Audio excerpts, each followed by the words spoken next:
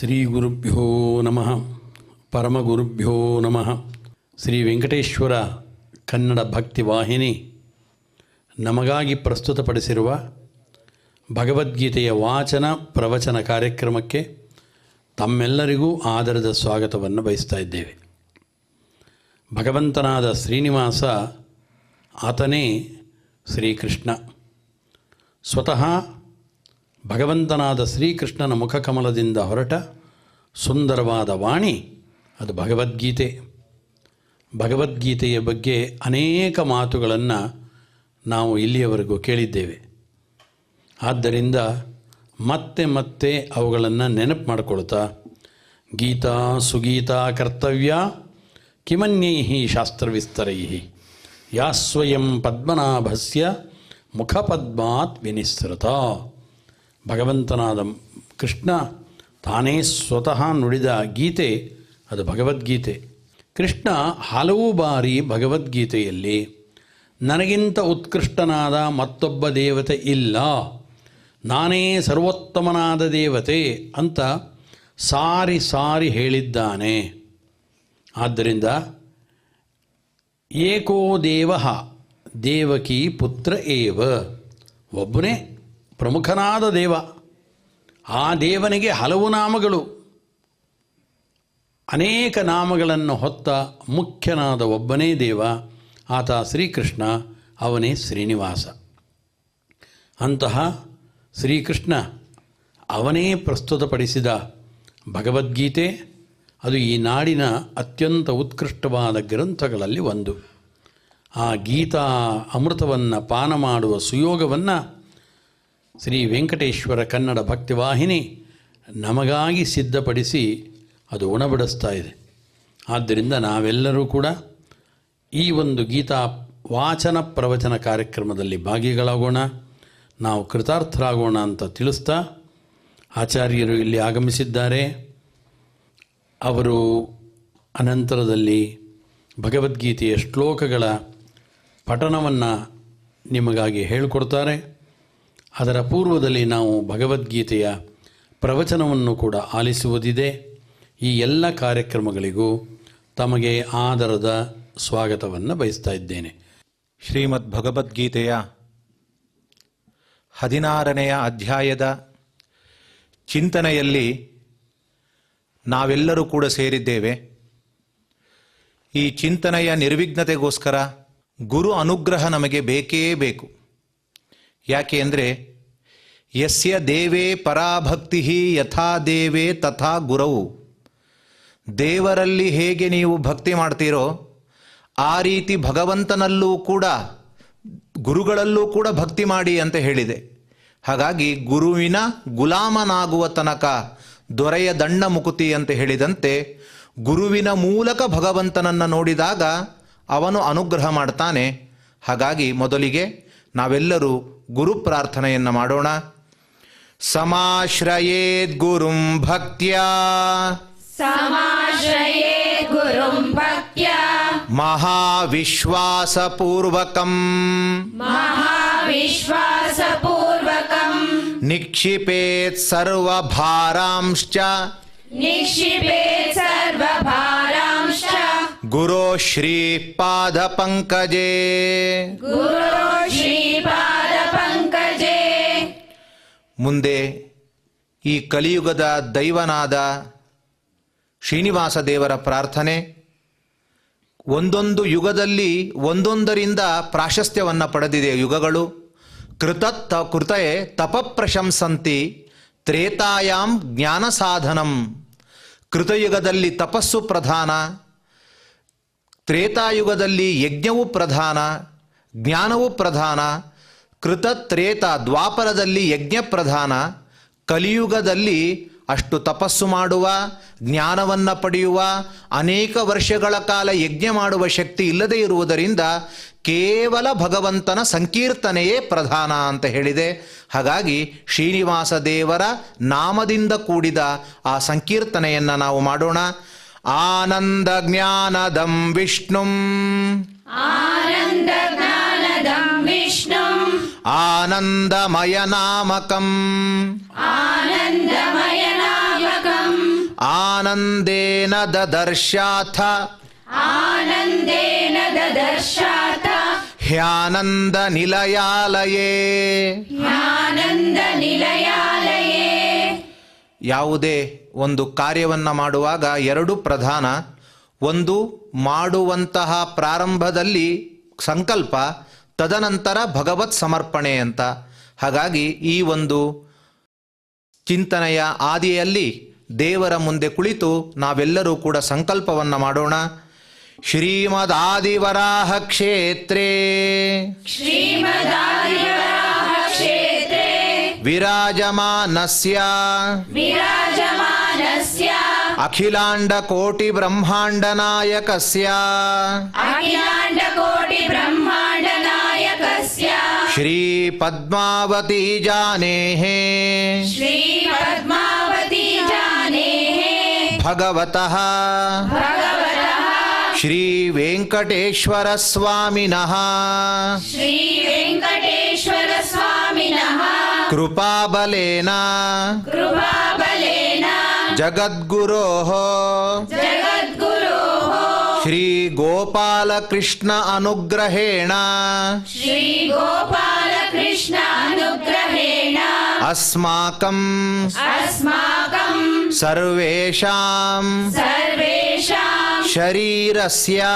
ಶರೀರಸ್ಯ ಮನಸಶ್ಚ ಮನಸಶ್ಚ ಬಲಸಿದ್ಧ್ಯರ್ಥಂ ಬಲಸಿದ್ಧ್ಯರ್ಥಂ ಸಮಸ್ತಾನಾಂ ಸಮಸ್ತಾನಾಂ ಆಧಿವ್ಯಾಧೀನಾಂ ಆದಿವ್ಯಾಧೀನಾಂ ನಿವಾರಣಾರ್ಥಂ ನಿವಾರಣಾರ್ಥಂ ಸರ್ವಯಜ್ಞ ಸರ್ವಯಜ್ಞ ಫಲಪ್ರಾಪ್ತ್ಯರ್ಥಂ ಫಲಪ್ರಾಪ್ತ್ಯರ್ಥಂ ಸರ್ವಾಸಾಂ ಸರ್ವಾಸಾಂ ಸಂಪದಾಂ ಸಂಪದಾಂ ಪ್ರಾಪ್ತ್ಯರ್ಥಂ ಪ್ರಾಪ್ತ್ಯರ್ಥಂ ವಿದ್ಯಾರ್ಥಿನಾಂ ವಿದ್ಯಾರ್ಥಿನಾಂ ಬುದ್ಧಿಶಕ್ತಿ ಬುದ್ಧಿಶಕ್ತಿ ವೃದ್ಧಿದ್ವಾರ ವೃದ್ಧಿದ್ವಾರ ಪರೀಕ್ಷಾಸು ಪರೀಕ್ಷಾಸು ಉತ್ತೀರ್ಣತಾ ಸಿದ್ಧ್ಯರ್ಥಂ ಉತ್ತೀರ್ಣತಾ ಸಿದ್ಧ್ಯರ್ಥಂ ಅಧಿಕಾರಿಣಾಂ ಅಧಿಕಾರಿಣಾಂ ಸ್ವಸ್ವವಿಧಿ ಸ್ವಸ್ವವಿಧಿ ನಿರ್ವಹಣ ನಿರ್ವಹಣ ಕೌಶಲ ಸಿದ್ಧ್ಯರ್ಥಂ ಕೌಶಲ ಸಿದ್ಧ್ಯರ್ಥಂ ಸಮಸ್ತ ಪಾಪಕ್ಷಯಾರ್ಥಂ ಸಮಸ್ತ ಪಾಪಕ್ಷಯಾರ್ಥಂ ಜ್ಞಾನ ಭಕ್ತಿ ವೈರಾಗ್ಯ ಸಿದ್ಧ್ಯರ್ಥಂ ಜ್ಞಾನ ಭಕ್ತಿ ವೈರಾಗ್ಯ ಸಿದ್ಧ್ಯರ್ಥಂ ಶ್ರೀ ಗೋಪಾಲಕೃಷ್ಣ ಪ್ರೇರಣಯ ಶ್ರೀ ಗೋಪಾಲಕೃಷ್ಣ ಪ್ರೇರಣಯ ಶ್ರೀ ಗೋಪಾಲಕೃಷ್ಣ ಪ್ರೀತ್ಯರ್ಥಂ ಶ್ರೀ ಗೋಪಾಲಕೃಷ್ಣ ಪ್ರೀತ್ಯರ್ಥಂ ಶ್ರೀಮದ್ಭಗವದ್ಗೀತಾಯಾಃ ಶ್ರೀಮದ್ಭಗವದ್ಗೀತಾಯಾಃ ಷೋಡಶೋಧ್ಯಾಯಾಂತರ್ಗತ ಷೋಡಶೋಧ್ಯಾಯಾಂತರ್ಗತ ಶ್ಲೋಕಪಾರಾಯಣಂ ಶ್ಲೋಕಪಾರಾಯಣಂ ತಥಾ ತಥಾ ಭಗವದ್ಗೀತಾ ಶ್ರವಣಂಚ ಭಗವದ್ಗೀತಾ ಶ್ರವಣಂಚ ಕರಿಷ್ಯಾಮಹೇ. ಕರಿಷ್ಯಾಮಹೇ. ಸಂಕಲ್ಪ ಮಾಡಿದ ನಾವುಗಳು ಶ್ರೀಕೃಷ್ಣ ಪ್ರಾರ್ಥನೆಯನ್ನು ಮಾಡಬೇಕು. ಒಂದೊಂದು ಯುಗದಲ್ಲಿ ಒಂದೊಂದು ಭಗವಂತನ ರೂಪಗಳನ್ನು ಧ್ಯಾನಿಸಿ ಅಂತ ಹೇಳಿದ ಭಗವತ ಕಲಿಯುಗದಲ್ಲಿ ಕಪ್ಪು ಬಣ್ಣದ ದೇವರನ್ನು ಚಿಂತಿಸಿ ಅಂತ ಆಜ್ಞೆ ಕೊಡಿಸಿದೆ. ಹಾಗಾಗಿ ಕೃಷ್ಣ ಅಂದರೆ ಕಪ್ಪು ಅಂತ ಅರ್ಥ. ಎಲ್ಲರ ಮನಸ್ಸನ್ನು ಆಕರ್ಷಿಸ್ತಾನೆ, ಆದ್ದರಿಂದಲೂ ಕೃಷ್ಣ. ಅವನ ಬಣ್ಣವೂ ಕೃಷ್ಣ ಕಪ್ಪು. ಕಪ್ಪು ಅಂದರೆ ಕಾಡಿಗೆಯ ಕಪ್ಪಲ್ಲ, ಆ ಒಂದು ನೀಲ ಮೇಘದಂತೆ ಕಪ್ಪಾದ ಅಲ್ಲಿಯೂ ಒಂದು ಬ್ರೈಟ್ನೆಸ್ ಇದೆ ಅಂತ ತಿಳಿಸ್ತಾರೆ. ಅಂತಹ ಕೃಷ್ಣೇತಿ ಮಂಗಲಂ ನಾಮ ಯಸ್ಯ ವಾಚಿ ಪ್ರವರ್ತತೆ. ಯಾರ ಮುಖಕಮಲದಲ್ಲಿ ಕೃಷ್ಣ ಕೃಷ್ಣ ಅಂತ ನಾಮಗಳು ಹೊರಹೊಮ್ಮುತ್ತೋ ಅಂತಹ ವ್ಯಕ್ತಿಯು ಎಲ್ಲ ಪಾಪದಿಂದಲೂ ದೂರವಾಗ್ತಾನೆ ಅಂತ ಹೇಳಿದ್ದಾರೆ. ಹಾಗಾಗಿ ನಾವೆಲ್ಲ ಕೃಷ್ಣ ಪ್ರಾರ್ಥನೆಯನ್ನು ಮಾಡೋಣ. ಕಂಸಾಂತಕಂ ಶಂಸನೀಯಂ ಕಂಸಾಂತಕಂ ಶಂಸನೀಯಂ ಸಂಶಾಂತಿಂ ಸಂಸೃತಿಚ್ಛಿದಂ ಸಂಶಾಂತಿಂ ಸಂಸ್ಕೃತಿಚ್ಛಿದಂ ಸಂಶಯಚ್ಛೇದಿ ಸಂವೇದ್ಯಂ ಸಂಶಯಚ್ಛೇದಿ ಸಂವೇದ್ಯಂ ಶ್ರೀನಿವಾಸಂ ಭಜೆ ನಿಶಂ. ಶ್ರೀನಿವಾಸಂ ಭಜೆ ನಿಶಂ. ಭಗವದ್ಗೀತೆಯ ಪ್ರಾರ್ಥನೆಯೂ ಕೂಡ ಅಗತ್ಯ. ಗೀತಾ ಗಂಗೋದಕಂ ಪೀತ್ವ ಪುನರ್ಜನ್ಮ ನ ವಿದ್ಯತೆ ಅಂತ ಅದರ ಮಾಹಾತ್ಮೆಯನ್ನು ಹೇಳಿದ್ದಾರೆ. ಎರಡೂ ಕೂಡ ಭಗವಂತನಿಂದಲೇ ಬಂದದ್ದು. ಗಂಗೆ ಭಗವಂತನ ಪಾದಕಮಲದಿಂದ ಬಂದು ನಮ್ಮನ್ನು ಪುನೀತಗೊಳಿಸಿದರೆ, ಗೀತೆ ಭಗವಂತನ ವಾಕ್ ಅವನ ಬಾಯಿಯಿಂದ ಬಂದು ಅತ್ಯಂತ ಪುನೀತವಾಗಿರುವಂಥದ್ದು. ಇದನ್ನು ಪ್ರಾರ್ಥನೆ ಮಾಡಿದರೆ, ಇದನ್ನು ಕೇಳಿದರೆ ಅವನಿಗೆ ಮತ್ತೆ ಪುನರ್ಜನ್ಮ, ಕಷ್ಟಗಳ ಸಂಸಾರದ ಕಷ್ಟ ಇಲ್ಲ ಅಂತ ಹೇಳಿದ್ದಾರೆ. ಹಾಗಾಗಿ ಭಗವದ್ಗೀತೆಯನ್ನು ಪ್ರಾರ್ಥಿಸೋಣ. ಶಾಸ್ತ್ರೇಷು ಭಾರತಂ ಸಾರಂ, ಶಾಸ್ತ್ರೇಷು ಭಾರತಂ ಸಾರಂ, ತತ್ರ ನಾಮ ಸಹಸ್ರಕಂ, ತತ್ರ ನಾಮ ಸಹಸ್ರಕಂ, ವೈಷ್ಣವಂ ಕೃಷ್ಣ ಗೀತಾ ಚ, ವೈಷ್ಣವಂ ಕೃಷ್ಣ ಗೀತಾ ಚ, ತಜ್ಞಾನಾತ್ ಮುಚ್ಯತೇಂಜಸಾ. ತಜ್ಞಾನಾತ್ ಮುಚ್ಯತೇಂಜಸಾ. ವೇದವ್ಯಾಸದೇವರ ಪ್ರಾರ್ಥನೆಯೂ ಅಗತ್ಯ.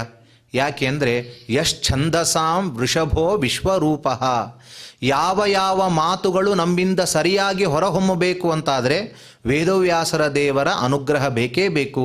ಹಾಗಾಗಿ ನಾವು ಇಲ್ಲಿ ಚಿಂತನೆ ಮಾಡುವುದಾಗಬಹುದು, ಪಾರಾಯಣ ಮಾಡುವುದಾಗಬಹುದು, ಸರಿಯಾಗಿ ಹೊರಹೊಮ್ಮಲಿಕ್ಕೋಸ್ಕರ ವ್ಯಾಸರ ಚಿಂತನೆಯನ್ನು ಮಾಡೋಣ.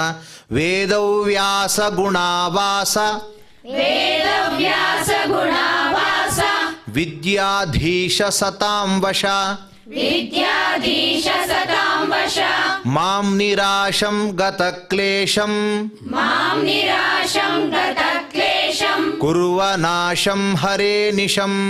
ಕುರ್ವ ನಾಶಂ ಹರೇ ನಿಶಂ. ಮುಂದೆ ಪೂಜ್ಯ ಆಚಾರ್ಯರು ಈ 16ನೆಯ ಅಧ್ಯಾಯದ ದೈವಿ ಸಂಪತ್ ವಿಭಾಗ ಯೋಗೋ ನಾಮ ಅಂತ ತಿಳಿಸ್ತಾರೆ. ಹಾಗಾಗಿ ದೈವಾಸುರ ಸಂಪತ್ತು, ದೈವ ಮತ್ತು ಆಸುರವಾಗಿರುವ ಸಂಪತ್ತು ಯಾವುದು ಎಂಬುದನ್ನು ನಿರೂಪಣೆ ಮಾಡ್ತಾನೆ ಕೃಷ್ಣ ಪರಮಾತ್ಮ. ಆ ದೈವಿ ಸಂಪತ್ತಿನ ಬಗ್ಗೆ, ಆಸುರಿ ಸಂಪತ್ತಿನ ಬಗ್ಗೆ ವಿಶೇಷವಾದ ವಿಶ್ಲೇಷಣೆಯನ್ನು ನೀಡಲಿಕ್ಕಾಗಿ ಬಂದಿರುವಂತಹ ಆಚಾರ್ಯರು ನಮಗೆ ಅದರ ಒಳ್ಳೆಯ ರಸದೌತಣವನ್ನು ಉಣಿಸಿ ನಮ್ಮನ್ನು ಕೃತಾರ್ಥರಾಗಿಸಿ ಅಂತ ನಾವೆಲ್ಲರೂ ಕೂಡ ಪ್ರಾರ್ಥನೆ ಮಾಡ್ತಾ ಇದ್ದೇವೆ. ಅದನ್ನು ನಾವೆಲ್ಲರೂ ಕೂಡ ಕೇಳೋಣ. ಶ್ರೀ ಗುರುಭ್ಯೋ ನಮಃ. ಭಗವಂತ ಅರ್ಜುನನಿಗೆ ಭಗವದ್ಗೀತೆ ಅರ್ಥಾತ್ ಗೀತೆಯ ಉಪದೇಶವನ್ನು ಮಾಡ್ತಾ ಇದ್ದಾನೆ. ಭಗವಂತ ಮಾಡಿದ ಗೀತೆಗೆ ಭಗವದ್ಗೀತೆ ಅಂತ ಕರೀತಾ ಇದ್ದಿದ್ದು. ಆದ್ದರಿಂದ ಕೃಷ್ಣ ಶೌರ್ಯ ಪರಾಕ್ರಮಗಳನ್ನು ಮೆರೆದಿದ್ದು ಮಾತ್ರ ಅಲ್ಲ, ರಾಜಕೀಯ ಮಹಾಮುತ್ಸದ್ದಿ ಹೌದು, ಅದರ ಜೊತೆಗೆ ಸಮಗ್ರವಾದ ಜಗತ್ತಿಗೆ ಜ್ಞಾನವನ್ನು ನೀಡತಕ್ಕಂಥ ಜಗದ್ಗುರುವಾದಂಥವನು ಶ್ರೀಕೃಷ್ಣ. ಆದ್ದರಿಂದ ಕೃಷ್ಣಂ ವಂದೇ ಜಗದ್ಗುರುಂ ಅಂತ ಮಾತನ್ನು ನಾವು ಪದೇ ಪದೇ ಹೇಳ್ತೇವೆ. ಅಂಥ ಜಗದ್ಗುರುವಾಗಿರತಕ್ಕಂಥ ಭಗವಂತನಾದ ಕೃಷ್ಣ ಇಡೀ ಜಗತ್ತಿಗೆ ಉಪದೇಶ ಕೊಡುವವನು. ಆದ್ದರಿಂದ ಸಜ್ಜನರನ್ನು ಉದ್ಧಾರ ಮಾಡಬೇಕು ಅನ್ನೋ ದೃಷ್ಟಿಯಿಂದ ಅರ್ಜುನನನ್ನು ಮಾಧ್ಯಮವನ್ನಾಗಿಟ್ಟುಕೊಂಡು ಕೃಷ್ಣ ವಿಸ್ತಾರವಾಗಿ ಗೀತೆಯಲ್ಲಿ ಭಗವಂತನ ಮೋಕ್ಷವನ್ನು, ಅವನ ಸ್ವರೂಪವನ್ನು ಹೊಂದೋದಕ್ಕೆ ಬೇಕಾದಂಥ ಎಲ್ಲ ವಿಧವಾದ ಸಾಧನೆಗಳನ್ನು ಕೂಡ ನಮಗೆ ತಿಳಿಯಪಡಿಸ್ತಾ ಇದ್ದಾನೆ. ಬಹಳ ಪ್ರೀತಿಪೂರ್ವಕವಾಗಿ ಕೃಷ್ಣ ಎಲ್ಲವನ್ನೂ ಬಿಡಿಸಿ ಬಿಡಿಸಿ ನಮಗೆ ಹೇಳ್ತಾ ಇದ್ದಾನೆ. ಸಾಧಾರಣರಾದ ನಮಗೆ ಯಾವ ರೀತಿಯಲ್ಲಿ ಅರ್ಥ ಆಗಬೇಕು ಆ ರೀತಿಯಲ್ಲಿ ಕೃಷ್ಣ ಅದರ ಉಪದೇಶವನ್ನು ನೀಡ್ತಾ ಇದ್ದಾನೆ. 15ನೇ ಅಧ್ಯಾಯದಲ್ಲಿ ಅನೇಕ ವಿಚಾರಗಳನ್ನೆಲ್ಲ ಹೇಳಿದ್ದನ್ನು ಕೇಳಿಸ್ಕೊಂಡ್ವಿ. ಭಗವಂತನ ಸರ್ವಾಂತರ್ಯಾಮಿತ್ವ, ಸರ್ವೋತ್ತಮತ್ವಾದಿಗಳನ್ನೆಲ್ಲ ಕೇಳಿಸ್ಕೊಂಡ್ವಿ.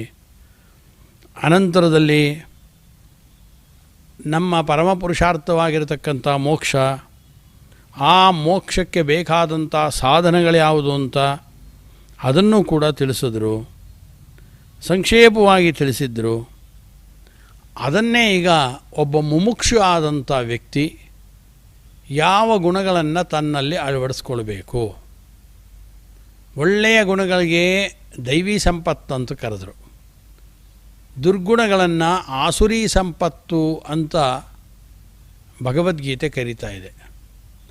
ಆದ್ದರಿಂದ ಮುಮುಕ್ಷು ಆದಂಥವನು, ಅರ್ಥಾತ್ ತನಗೆ ಮೋಕ್ಷ ಬೇಕು ಅಂತ ಇಚ್ಛೆ ಯಾರಿಗಿದೆಯೋ ಅಂಥ ವ್ಯಕ್ತಿ ತಾನು ದೈವಿ ಸಂಪತ್ತನ್ನು ತಾನು ತನ್ನ ಜೀವನದಲ್ಲಿ ಅಳವಡಿಸ್ಕೊಳ್ಬೇಕು. ಅದನ್ನು ದೇವಸ್ವಭಾವ ಅಂತಲೂ ಕರಿಬೋದು. ಇನ್ನೊಂದನ್ನು, ಇದಕ್ಕೆ ವಿರುದ್ಧವಾದದ್ದನ್ನು ಆಸುರ ಸ್ವಭಾವ ಅಂತಲೂ ಕರಿಬೋದು. ಆದ್ದರಿಂದ ಇಲ್ಲಿ ಕೃಷ್ಣ ಈಗ ಆ ಮೋಕ್ಷದ ಸಾಧನೆಗಳನ್ನು ಹೇಳ್ತಾನೆ. ಒಬ್ಬ ಮುಮುಕ್ಷು ನಿಜವಾಗಲೂ ಕೂಡ ಜ್ಞಾನವನ್ನು ಅಪೇಕ್ಷಿಸಿ ಅಪರೋಕ್ಷ ಜ್ಞಾನವನ್ನು ಪಡಿಬೇಕು ಅಂತ ಆಸಕ್ತನಾದ ವ್ಯಕ್ತಿ ಅನೇಕ ವಿಧವಾದ ಸಾಧನೆಗಳನ್ನು ಮಾಡಿ ಮನಸ್ಸನ್ನು ಹದ ಮಾಡ್ತಾ ಮಾಡ್ತಾ ಮಾಡ್ತಾ ಅನಂತರದಲ್ಲಿ ವಿಶೇಷವಾಗಿ ಯಾವ ಗುಣಗಳನ್ನು ಆತ ಅಳವಡಿಸ್ಕೊಳ್ಬೇಕು ಅದನ್ನು ಗೀತೆ ನಮ್ಮ ಮುಂದೆ ತೆರೆದಿಡ್ತಾ ಇದೆ.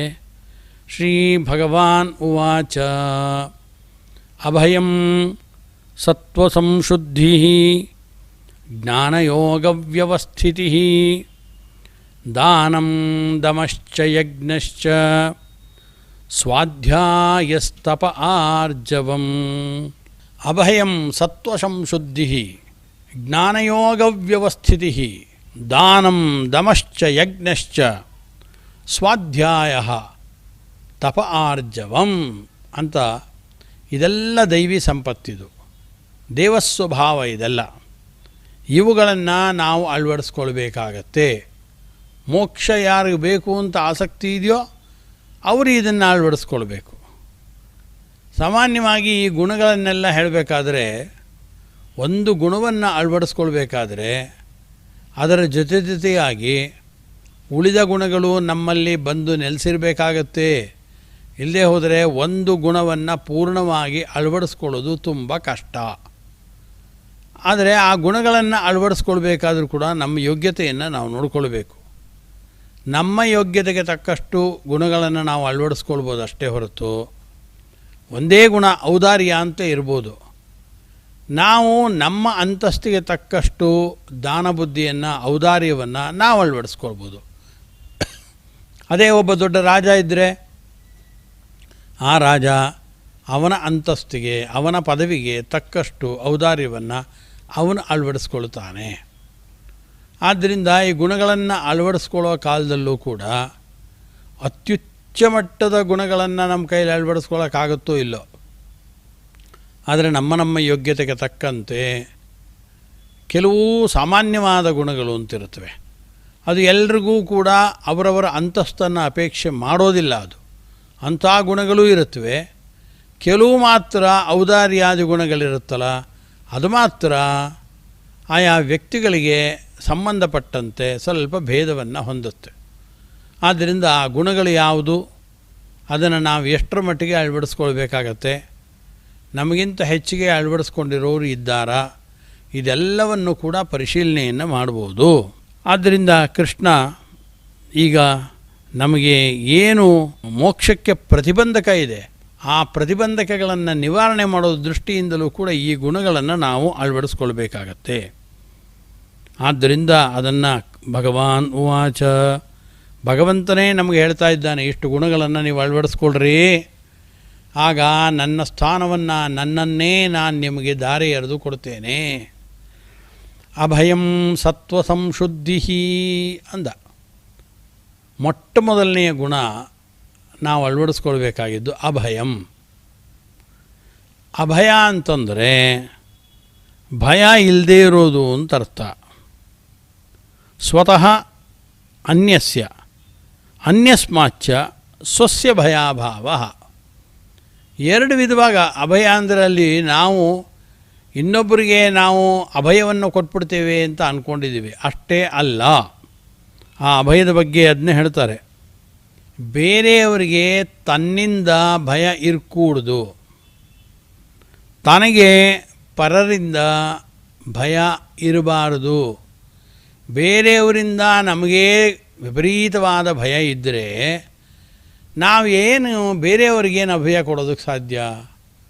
ಅವನಂತಾನೆ, ನನಗೆ 4 ವ್ಯಕ್ತಿಗಳಿಂದ ಭಾರೀ ಭಯ ಉಂಟಾಗಿದೆ, ತಮ್ಮ ಆಶ್ರಯಕ್ಕೆ ಬಂದಿದ್ದೇನೆ, ದಯಮಾಡಿ ನನಗೆ ಅಭಯವನ್ನು ಕೊಡಬೇಕು ಅಂತ ಆತ ನಮ್ಮಲ್ಲಿ ಯಾರೋ ಒಬ್ಬ ವ್ಯಕ್ತಿ ಬಂದು ಮತ್ತೊಬ್ಬ ವ್ಯಕ್ತಿಯಲ್ಲಿ ಕೇಳಿಕೊಂಡ.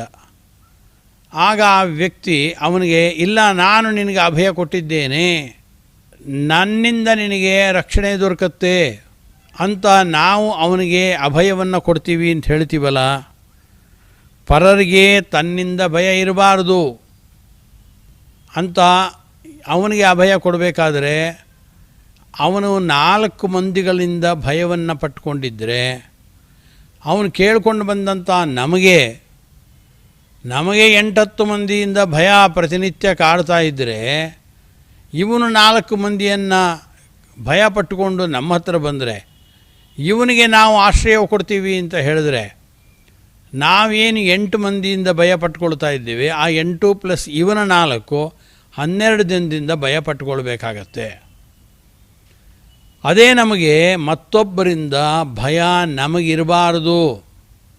ಅಂದರೆ 4 ಮಂದಿಯಿಂದ ಭಯ ಬಂದಿದೆ ನನಗೆ ಅಂತ ಒಬ್ಬ ವ್ಯಕ್ತಿ ಬಂದು ನಮ್ಮಲ್ಲಿ ತಮ್ಮ ಅಳಲನ್ನು ಆತ ತೋಡ್ಕೊಂಡಾಗ, ನಮ್ಮ ಬಳಿ 25-30 ವ್ಯಕ್ತಿಗಳು ನಮಗೆ ಬೆಂಗಾವಲಾಗಿ ಇದ್ದಾರೆ ಅಂದರೆ, ನಿನ್ನ 4 ಮಂದಿಯಿಂದ ಬಂದ ಭಯವನ್ನು ನಾನು ಸುಲಭವಾಗಿ ಪರಿಹಾರ ಮಾಡ್ತೇನೆ ಅಂತ ನಾವು ಅವನಿಗೆ ಅಭಯವನ್ನು ಕೊಡ್ಬೋದು. ಆ ದೃಷ್ಟಿಯಿಂದ ಅಭಯ ಅಂತಂದರೆ ಭಯ ಇಲ್ಲದೆ ಇರೋದು. ಮೊದಲು ನಮಗೆ ಬೇರೆಯವರಿಂದ ಭಯ ಇರಕೂಡ್ದು. ಹಾಗಿದ್ರೆ ಮಾತ್ರ ನಾವು ಅಭಯವನ್ನು ಕೊಡ್ಬೋದು. ಇಲ್ಲದೆ ಹೋದರೆ ಕೊಡೋದಕ್ಕಾಗೋದಿಲ್ಲ. ಅನೇಕ ಬಾರಿ ದೇವತೆಗಳ ವಿಚಾರದಲ್ಲೇ ಆಲೋಚನೆ ಮಾಡಿದ್ರೆ, ದೇವತೆಗಳು ವರ ಕೊಡ್ತಾರೆ. ವರ ಕೊಟ್ಟರೆ ಆ ರಾಕ್ಷಸರು ಭಾರೀ ತಪಸ್ಸನ್ನು ಮಾಡಿ ವರವನ್ನು ಪಡೆದುಕೊಂಡ ನಂತರ ಯಾವ ದೇವತೆ ತಾನು ವರವನ್ನು ಕೊಟ್ಟಿದ್ದ ಅವನ ತಲೆಯ ಮೇಲೆ ಕೈ ಹಿಡೋದಕ್ಕೆ ಓಡ್ತಾನಿವನು, ಅವನನ್ನೇ ಧ್ವಂಸ ಮಾಡ್ತೀನಿ ಅಂತ ಹೋಗ್ತಾನೆ. ಆಗ ಆತ ತನ್ನನ್ನು ರಕ್ಷಣೆ ಮಾಡಿಕೊಳ್ಳೋಕ್ಕಾಗದೆ ಅವನಿಗೆ ನಿನಗೆ ಬೇರೆಯವರಿಂದ ಭಯ ಉಂಟಾಗದಿದ್ದಂತೆ ನಾನು ಮಾಡ್ತೀನಿ ಅಂತ ವರ ಕೊಟ್ಟು ಅವನಿಂದಲೇ ಈತ ಭೀತಿಗೊಳ್ಳುವಂತೆ ಆದರೆ ತುಂಬ ಕಷ್ಟ. ಆದ್ದರಿಂದ ನಮಗೆ ಭಯ ಇಲ್ಲದೆ ಹೋದರೆ ಆವಾಗ ನಾವು ಮತ್ತೊಬ್ಬರಿಗೆ ಅಭಯವನ್ನು ಕೊಡ್ಬೋದು. ಆದ್ದರಿಂದ ಇದು ಒಂದು ದೃಷ್ಟಿಯ ಅಭಯವನ್ನು ನೀಡೋದು ಅಂತ ಅರ್ಥ. ಅಂದರೆ ಅಭಯ ನೀಡಬೇಕಾದ್ರೆ ಇದನ್ನು ಆಲೋಚನೆ ಮಾಡಬೇಕು. ನನಗೆ ಹಣ ಯಾರೋ ಕೇಳ್ತಾ ಇದ್ದಾನೆ, ಅದರಿಂದ ಭಯ ಆಗ್ತಾ ಇದೆ ಅಂದರೆ ನಮ್ಮ ಹತ್ರ ಹಣ ಇರಬೇಕು. ನಮ್ಮ ಹತ್ರ ಇಲ್ಲದೆ ನಾವೇ 4 ಜನಕ್ಕೆ ಹಣ ಕೊಡಬೇಕು ಅಂತ ನಾವೇ ಭೀತಿ ಪಟ್ಕೊಳ್ತಾ ಇದ್ದರೆ, ಅವನಿಗೆ ಆಶ್ರಯ ಕೊಟ್ಟರೆ, ಅವನ ಆಶ್ರಯವನ್ನು ಕೊಟ್ಟು ಅವನ ಭಯವನ್ನು ನಾವು ನಿವಾರಣೆ ಮಾಡಲಿಕ್ಕೆ ಸಾಧ್ಯ ಆಗೋದಿಲ್ಲ. ಆದ್ದರಿಂದ ಅಭಯಂ ಸತ್ವ ಸಂಶುದ್ಧಿ, ಮೊದಲನೇದ್ದೇ ಅಭಯ. ಸಾಮಾನ್ಯವಾಗಿ ವ್ಯಕ್ತಿಗಳಿಗೆ ನಾವು ಅಭಯವನ್ನು ಕೊಡುವಂಥ ಒಂದು ಸಾಮರ್ಥ್ಯವನ್ನು ಗಳಿಸ್ಕೊಳ್ಬೇಕು. ಹಾಗೆ ಗಳಿಸ್ಕೊಳ್ಬೇಕಾದ್ರೆ ನಮಗೆ ಭಗವಂತನ ವಿಶೇಷವಾದ ಸಹಕಾರ ಬೇಕು.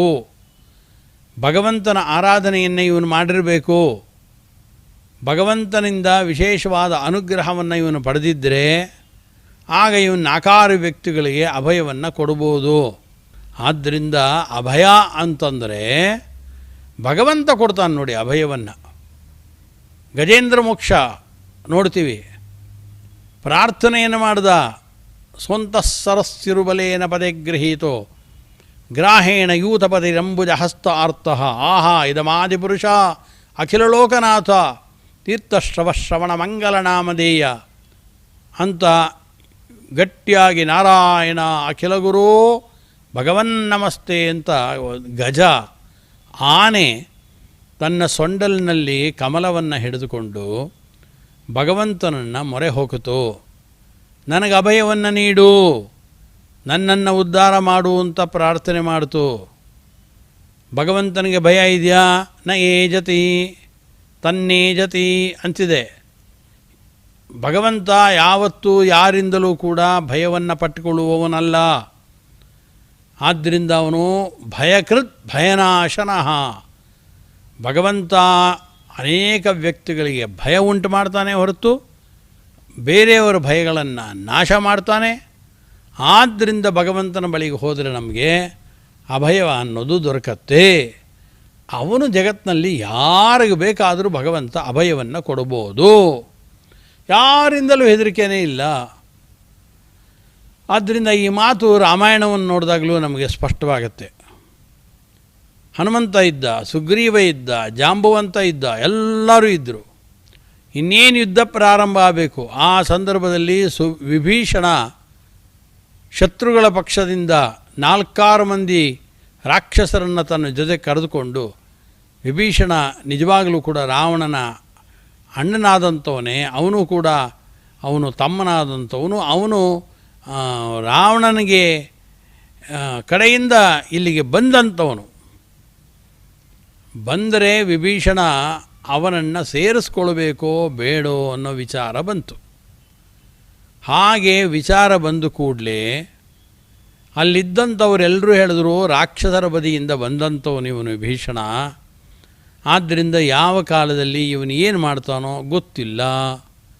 ಆದ್ದರಿಂದ ಇವನಿಗೆ ಅಭಯವನ್ನು ಕೊಟ್ಟು ನಾವಿಲ್ಲಿ ಹತ್ತಿರ ಸೇರಿಸ್ಕೊಳ್ಬಾರ್ದು.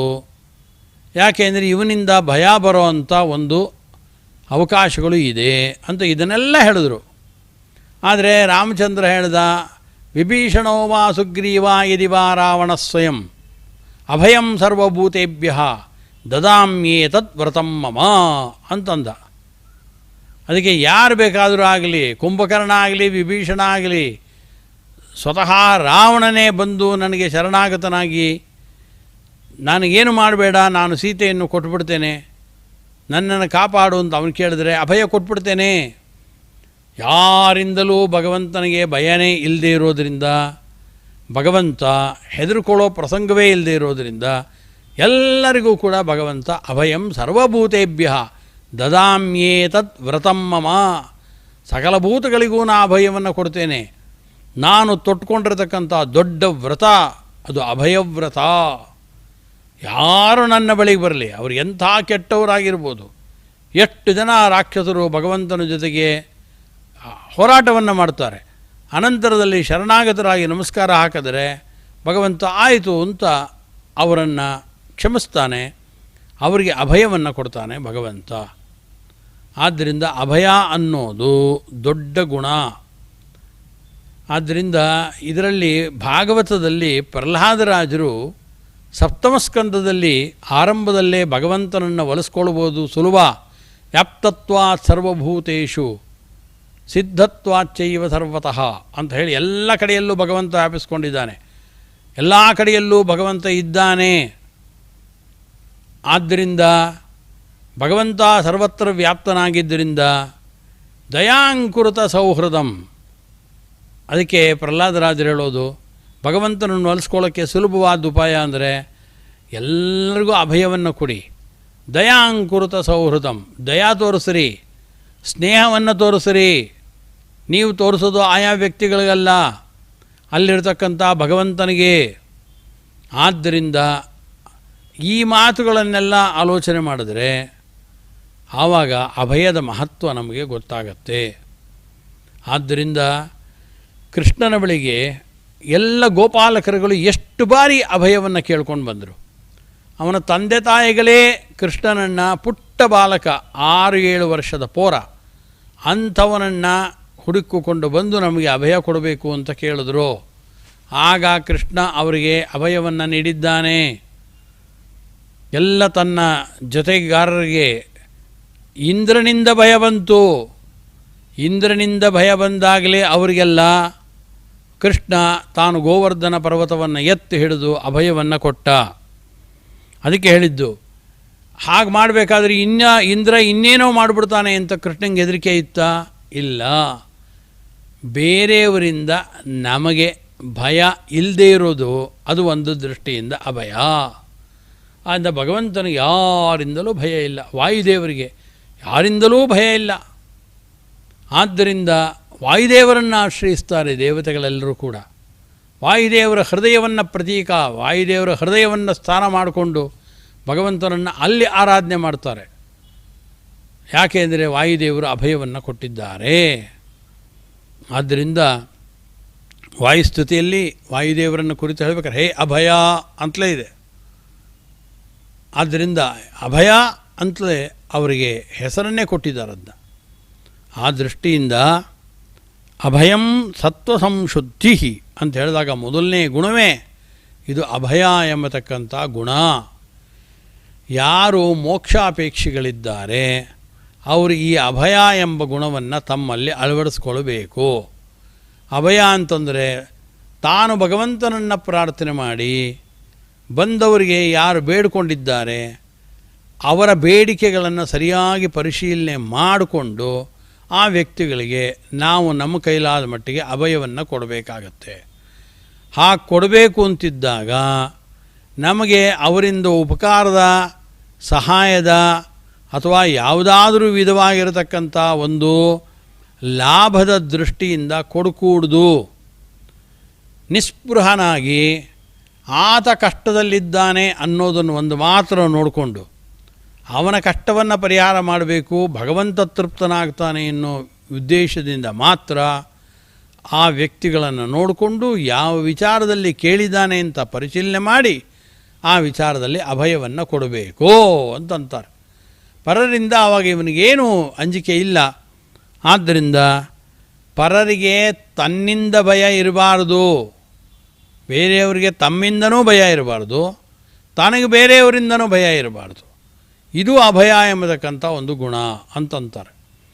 ಆದ್ದರಿಂದ ಯಾರೋ ನಾನಾ ವಿಧವಾಗಿರತಕ್ಕಂಥ ವಸ್ತುಗಳನ್ನು ಅಪಹಾರ ಮಾಡಿ ಮಹಾದುಷ್ಟರಾಗಿರತಕ್ಕಂಥ ವ್ಯಕ್ತಿಗಳು ಬಂದು ನಮ್ಮ ಹತ್ರ ಅಭಯ ಕೊಡಿ ಅಂತ ಕೇಳಿದ್ರೆ ಅವ್ರಿಗೆ ಅಭಯ ಕೊಡ್ಬೋದು? ಕೊಡ್ಕೂಡ್ದು. 4-6 ಜನಗಳಿಗೆ ಹಾನಿ ಮಾಡತಕ್ಕಂಥ ವ್ಯಕ್ತಿ ಹಾನಿ ಮಾಡಿ 10 ಆತ ಕೊಲೆಗಳನ್ನು ಮಾಡಿ ನಮ್ಮ ಬಳಿಗೆ ಬಂದು ಅಭಯ ಕೊಡಿ ಅಂತ ನಮ್ಮ ಕಾಲಿಗೆ ಬಿದ್ದು ಕೂಡಲೇ ನಾವು ಅವನಿಗೆ ಅಭಯ ಕೊಡೋದೇ? ಆದ್ದರಿಂದ ಅಭಯ ಅನ್ನೋದನ್ನು ನಾವು ಅಳವಡಿಸ್ಕೊಳ್ಬೇಕು. ಅಂದರೆ ನಮ್ಮಿಂದ ಬೇರೆಯವರಿಗೆ ಭಯ ಇಲ್ಲದೇ ಇದ್ದಂತೆ ನೋಡ್ಕೊಳ್ಬೇಕು, ಬೇರೆಯವರಿಂದ ನಮಗೆ ಭಯ ಇಲ್ಲದೇ ಇದ್ದಂತೆ ನಾವು ನಮ್ಮ ಸತ್ವವನ್ನು ಸಾಮರ್ಥ್ಯವನ್ನು ಹಿಗ್ಗಿಸ್ಕೊಳ್ಬೇಕು. ಆನಂತರ ಬೇರೆಯವರು ಬಂದು ಕೇಳಿದಾಗ ಪರಿಶೀಲನೆ ಮಾಡಿ ಭಗವಂತನಿಗೆ ತೃಪ್ತಿಯಾಗಲಿ ಅನ್ನೋ ಒಂದೇ ಕಾರಣದಿಂದ ಅಭಯವನ್ನು ಕೊಡ್ಬೋದು. ಆದ್ದರಿಂದ ಈ ಅಭಯ ಅನ್ನೋದನ್ನು ನಾವು ಅನೇಕ ದೃಷ್ಟಿಕೋನಗಳಿಂದ ಅಭಯ ಶಬ್ದದ ಅರ್ಥವನ್ನು ನಿರ್ವಚನೆ ಮಾಡ್ತಾ ಒಬ್ಬ ವ್ಯಕ್ತಿ ಅಭಯ ಅನ್ನೋ ಗುಣವನ್ನು ಅಳವಡಿಸ್ಕೊಳ್ಬೇಕಾದ್ರೆ ಇಲ್ಲಿ ಪ್ರಮುಖವಾಗಿ ಬೇಕಾಗಿದ್ದು ತನಗೆ ಬೇರೆಯವರಿಂದ ಭಯ ಇರಬಾರ್ದು, ತನ್ನಿಂದ ಬೇರೆಯವರಿಗೆ ಭಯ ಇಲ್ಲದೇ ಇದ್ದಂತೆ ನೋಡಿಕೊಳ್ಳೋದು. ಒಂದು ಸಣ್ಣ ಮಕ್ಕಳು ಕೂಡ ನಮ್ಮಿಂದ ಭಯ ಪಡಬಾರ್ದು, ಹಾಗೆ ನೋಡಿಕೊಳ್ಬೇಕು. ನಮ್ಮ ವ್ಯಕ್ತಿತ್ವದಿಂದ ನಮ್ಮ ಸದ್ಗುಣಗಳಿಗೆ ಮನಸೋತು ನಮ್ಮ ಮಾತುಗಳನ್ನು ಕೇಳುವಂಗಾಗಬೇಕೇ ಹೊರತು ಬೇರೆ ಇನ್ಯಾವುದೋ ನಮ್ಮ ಕ್ರೌರ್ಯವನ್ನು ವ್ಯಕ್ತಪಡಿಸಿ ನಾವು ನಮ್ಮ ಮಾತುಗಳನ್ನು ಅವರು ಕೇಳುವಂತೆ ಮಾಡಿದ್ರೆ ಆವಾಗ ಅದು ಸದ್ಗುಣವಾಗೋಲ್ಲ. ಆದ್ದರಿಂದ ಪರರಿಂದ ನಮಗೆ ಭಯ ಇರಬಾರ್ದು, ನಮ್ಮಿಂದ ಬೇರೆಯವರಿಗೆ ಭಯ ಬರಬಾರದು. ಆ ರೀತಿಯಾದದ್ದು ಒಂದು ಗುಣ, ಅದು ಅಭಯಂ ಅಂತ. ಅಭಯಂ ಸತ್ವ ಸಂಶುದ್ಧಿ ಜ್ಞಾನಯೋಗವ್ಯವಸ್ಥಿತಿ ಕೃಷ್ಣ ಹೇಳ್ತಾ ಇದ್ದಾನೆ. ಆದ್ದರಿಂದ ಅಭಯ ಅಂದರೆ ಇಷ್ಟು ತುಂಬ ಸುಂದರವಾದದ್ದು ಅಭಯ ಅನ್ನೋದು.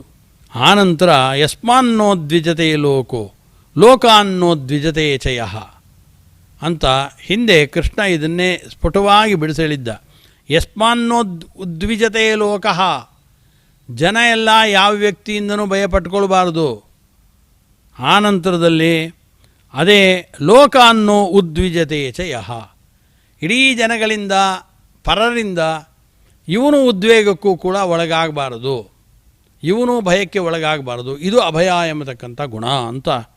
ಈ ಗುಣವನ್ನು ತಾವು ಅಳವಡಿಸ್ಕೊಳ್ಬೇಕು ಅಂತ ಮೊದಲನೇ ಗುಣವನ್ನು ಹೇಳಿದ್ರು. ಅಭಯಂ ಸತ್ವ ಸಂಶುದ್ಧಿ ಅಂತಿದೆ. ಎರಡನೇ ಗುಣ ಸತ್ವ ಸಂಶುದ್ಧಿ. ಸತ್ವ ಸಂಶುದ್ಧಿ ಅಂದ್ರೇನಪ್ಪ? ನಮ್ಮ ಮನಸ್ಸು ಯಾವತ್ತೂ ಪ್ರಸನ್ನವಾಗಿರಬೇಕು. ಚಿತ್ತಪ್ರಸಾದ ಅಂತಾರೆ. ನಮ್ಮ ಮನಸ್ಸು ಪ್ರಸನ್ನವಾಗಿರಬೇಕು. ಮನಸ್ಸು ನೋಡಿ, ಒಂದು ಹಿಂದಿನ ಗುಣಗಳು ಇಲ್ಲದೆ ಹೋದರೆ ಮುಂದಿನ ಗುಣಗಳನ್ನು ನಾವು ಅಳವಡಿಸ್ಕೊಳ್ಳೋದಕ್ಕೆ ಆಗೋಲ್ಲ. ಸತ್ವ ಸಂಶುದ್ಧಿ ಅಂದರೆ ನಮ್ಮ ಚಿತ್ತದಲ್ಲಿ ಪ್ರಸನ್ನತೆ, ಮನಸ್ಸು ಪ್ರಸನ್ನವಾಗಿರಬೇಕು. ಯಾವಾಗಲೂ ಕೂಡ ಚಿತ್ತ ಪ್ರಸನ್ನವಾಗಿರಬೇಕು ಅಂತಂತೀವಿ. ಈ ಚಿತ್ತ ಪ್ರಸನ್ನವಾಗಿರಬೇಕಾದ್ರೆ ನಮ್ಮ ಮನಸ್ಸಿನಲ್ಲಿ ವಿಸ್ತಾರವಾಗಿ ಆಲೋಚನೆಯನ್ನು ಮಾಡಬೇಕು ಅಂತಿದ್ದರೆ, ಆವಾಗ ನಮ್ಮ ಮನಸ್ಸಿನಲ್ಲೇ ಭಯ ಬಂದು ಸೇರಿಕೊಂಡಿದ್ದರೆ ಆವಾಗ ನಮ್ಮ ಚಿತ್ತದಲ್ಲಿ ಪ್ರಸನ್ನತೆ ಇರುತ್ತಾ? ನಮ್ಮಿಂದ 4 ವ್ಯಕ್ತಿಗಳು ಭಯ ಪಡ್ತಾ ಇದ್ದರೂ ಇನ್ನೂ 10 ವ್ಯಕ್ತಿಗಳನ್ನು ನಾವು ಭಯಪಡಿಸ್ಬೇಕು ಅಂತ ಮನಸ್ಸಿನಲ್ಲಿ ಆಲೋಚನೆ ಮಾಡ್ತಾ ಇದ್ದರೆ ನಮ್ಮ ಮನಸ್ಸು ಕಲುಷಿತಗೊಳ್ಳುತ್ತೆ. 4 ವ್ಯಕ್ತಿಗಳಿಂದ ಅನುಕ್ಷಣದಲ್ಲೂ ಕೂಡ ನಮಗೆ ಭಯ ಉಂಟಾಗ್ತಾ ಇದ್ದರೆ ನಮ್ಮ ಮನಸ್ಸು ಗೊಂದಲಕ್ಕೆ ಈಡಾಗತ್ತೆ, ವ್ಯಾಕುಲತೆಯನ್ನು ಪಡ್ಕೊಳ್ಳುತ್ತೆ. ಆವಾಗ ಸತ್ವ ಸಂಶುದ್ಧಿ ಎನ್ನೋ ಗುಣ ಬರೋಲ್ಲ. ಸತ್ವ ಸಂಶುದ್ಧಿ ಅಂತಂದರೆ ಚಿತ್ತದಲ್ಲಿ ಪ್ರಸನ್ನತೆ, ಪ್ರಸಾದ. ಆ ಪ್ರಸನ್ನತೆ ಬರಬೇಕು ಅಂತಿದ್ದರೆ ಶಾಂತ ಮನಸ್ಕರಾಗಬೇಕು. ಈ ಶಾಂತ ಮನಸ್ಕರಾಗಬೇಕಾದ್ರೆ ಇನ್ನೊಬ್ಬರಿಂದ ಭಯ ಇದ್ದರೆ ಆಗೋಲ್ಲ ಅಂತಂತಾರೆ. ವಾಯುಸ್ತುತಿಯಲ್ಲಿ ಶ್ರೀಮದ್ ಆಚಾರ್ಯರು ಮಂಗಳ ಶ್ಲೋಕವನ್ನು ಬರಕೊಟ್ಟ ಸಂದರ್ಭದಲ್ಲಿ ನರಸಿಂಹದೇವರನ್ನು ಸ್ತೋತ್ರ ಮಾಡ್ತಾ ಈ ಮಾತನ್ನು ಹೇಳ್ತಾರವರು. ಪಾಂತಸ್ಮಾನ್ ಪುರುಹೂತ ವೈರಿಬಲವನ್ ಮಾತಂಗಮದ್ಯದ್ಘಟ ಕುಂಭೋಚ್ಚಾದ್ರಿವಿಪಾಟನಾಧಿಕಪಟ ಪ್ರತ್ಯೇಕವಜ್ರಾಯಿತಾ ಶ್ರೀಮತ್ಕಂಠೀರವಾಸ್ಯ ಪ್ರತತಧುನಖರಾ ದಾರಿತಾರಾತಿದೂರಪ್ರಧ್ವಸ್ತಧ್ವಾಂತ ಶಾಂತ ಪ್ರವಿತದ ಮನಸಾ ಭಾವಿತ ಭೂರಿಭಾಗೈ. ನರಸಿಂಹದೇವರನ್ನು ಸ್ತೋತ್ರ ಮಾಡಿ ಹೇಳ್ತಾ ಇದ್ದಾರೆ. ಶ್ರೀಮತ್ಕಂಠೀರವಾಸ್ಯ, ಎಲೆ ಸಿಂಹದಂತೆ ಮುಖವನ್ನು ಹೊತ್ತಂಥ ಭಗವಂತ, ಶ್ರೀಮತ್ಕಂಠೀರವಾಸ್ಯ ಪ್ರತತಸು ನಖರಾಹ ದಾರಿತ ಅರಾತಿ ದೂರ. ನಿನ್ನ ಈ ಉಗುರುಗಳಿಂದ ಸಂಧ್ಯಾಕಾಲದಲ್ಲಿ ಅದು ಹೊಸ್ತಿಲ ಮೇಲೆ ಮಹಾಭಯಂಕರನಾಗಿರತಕ್ಕಂಥ ಹಿರಣ್ಯಕಶಿಪು ಇದ್ನಲ್ಲ, ಆ ಹಿರಣ್ಯಕಶಿಪುವನ್ನು ಬಗದು ಹಾಕಿ ನೀನು ಸಾಯಿಸಿದ್ದೀಯಾ. ಹಾಗೆ ಸಾಯಿಸಿದ್ದರಿಂದ ಏನಾಯಿತು? ದೂರ ಪ್ರಧ್ವಸ್ತಧ್ವಾಂತ ಶಾಂತ, ಅದರಲ್ಲಿ ಉಲ್ಲೇಖ ಮಾಡುವಂಥದ್ದು. ಅದಕ್ಕಂತಾರೆ, ಯಾವಾಗ ಹಿರಣ್ಯಕಶಿಪು ಮರಣವನ್ನು ಹೊಂದಿದ ಆಗ ದೇವತೆಗಳ ಮನಸ್ಸಿನಲ್ಲಿ ಚಿತ್ತಪ್ರಸಾದ, ಸತ್ವಸಂಶುದ್ಧಿ ಉಂಟಾಯಿತು, ಪ್ರಸನ್ನತೆ ಉಂಟಾಯಿತು. ಅದನ್ನು ಹೇಳ್ತಾರೆ ಶಾಂತ, ಶಾಂತತೆ ಉಂಟಾಯಿತು. ನಮಗೆ ಶಮಗುಣನೂ ಬಂತು, ಭಗವನ್ನಿಷ್ಠವಾಯಿತು ಬುದ್ಧಿ. ಅದಾಗಬೇಕು ಅಂದರೆ ಮೊದಲು ಚಿತ್ತದಲ್ಲಿ ಪ್ರಸನ್ನತೆ ಇರಬೇಕಾಗತ್ತೆ. ಹಿರಣ್ಯಕಶಿಪು ಸತ್ತು ಕೂಡಲೇ ಚಿತ್ತದಲ್ಲಿ ಪ್ರಸನ್ನತೆ ಅವರಿಗೆಲ್ಲ ಉಂಟಾಯಿತು. ಆದ್ದರಿಂದ ಅವರು ಹೇಳ್ತಾರೆ ದೂರ ಪ್ರಧ್ವಸ್ತಧ್ವಾಂತ. ಏನು ಅಜ್ಞಾನ ಎಂಬ ಕತ್ತಲೆ ಇತ್ತು ಅದು ದೂರದಲ್ಲೇ ಪ್ರಧ್ವಸ್ತವಾಯಿತು, ನಾಶವಾಗಿ ಹೋಯಿತು.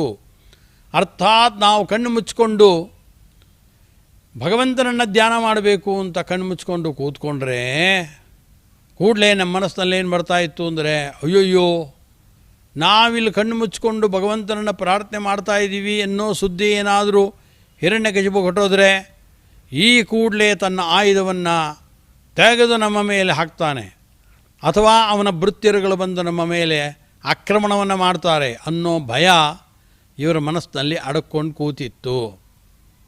ಆದ್ದರಿಂದ ಇವರಿಗೆ ಭಗವಂತನನ್ನು ಕುರಿತು ಧ್ಯಾನ ಮಾಡೋಕ್ಕಾಗ್ತಿರಲಿಲ್ಲ. ಯಾವಾಗ ಭಗವಂತ ನರಸಿಂಹರೂಪವನ್ನು ಧಾರಣೆ ಮಾಡಿಕೊಂಡು ಹಿರಣ್ಯಕಶಿಪುವನ್ನು ಸಂಹಾರ ಮಾಡಿದ್ನೋ ಆಗ ದೇವತೆಗಳು ಹೇಳ್ತಾ ಇದ್ದಾರೆ ದೂರ ಪ್ರಧ್ವಸ್ತಧ್ವಾಂತ. ಅಜ್ಞಾನ ಬೇರೆ ಇತ್ತು ನಮಗೆ. ಈ ಹಿರಣ್ಯಕಶಿಪು ಎಂಬತಕ್ಕಂಥ ದೊಡ್ಡ ರಾಕ್ಷಸ ಇದ್ದಾನೆ, ಎಷ್ಟೊಂದು ವರಗಳನ್ನು ಪಡೆದಿದ್ದಾನೆ, ಎಲ್ಲ ಕಡೆ ಜಯ ಆಗ್ತಾ ಇದೆ.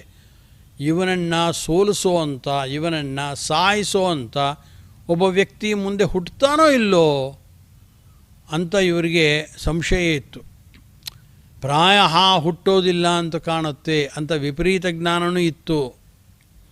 ಯಾವಾಗ ಭಗವಂತ ಹಿರಣ್ಯಕಶಿಪುವನ್ನು ಸಂಹಾರ ಮಾಡಿದ ಕೂಡಲೇ ಇಷ್ಟು ದಿನ ಏನು ಅವನನ್ನು ಸಾಯಿಸೋದೇ ಇಲ್ಲ ಯಾರು ಅಂತ ಒಂದು ಅಜ್ಞಾನ ಇತ್ತು, ಭ್ರಾಂತಿ ಇತ್ತು.